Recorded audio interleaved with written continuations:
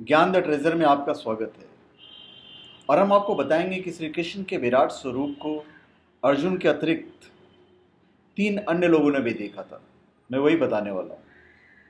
पौराणिक कथा के अनुसार जिस समय भगवान श्री कृष्ण कुरुक्षेत्र की रणभूमि में पार्थ को गीता के निष्काम कर्मयोग का उपदेश दे रहे थे, उस समय धनुर्धारी अर्जुन के अलावा इस उपदेश को विश्व में 4 और लोग सुन रहे थे, जिसमें पवन पुत्र हनुमान, महर्षि व्यास के शिष्य तथा धृतराष्ट्र की राज्यसभा के सम्मानित सदस्य संजय और बर्बरिक शामिल थे।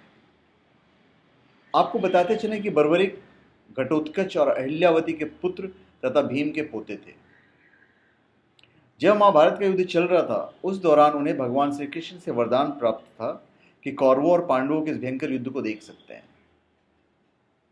जब गीता का उपदेश चल रहा था, उस दौरान पवन पुत्र हनुमान अर्जुन के रथ पर बैठे थे, जबकि संजय धृतराष्ट्र से गीता आख्यान कर रहे थे।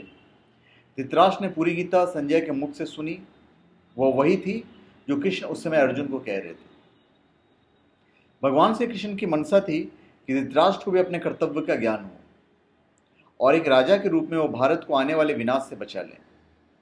यही नहीं, वह 4 व्यक्ति थे जिन्होंने भगवान श्री कृष्ण के विश्व या विराट रूप को रूप में देखा है।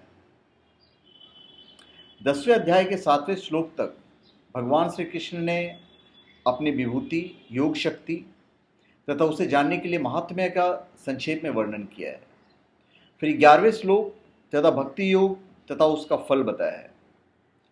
अर्जुन ने भगवान की स्तुति करके दिव्य विभूतियों तथा योग शक्ति का विस्तृत वर्णन के लिए श्री कृष्ण से प्रार्थना की।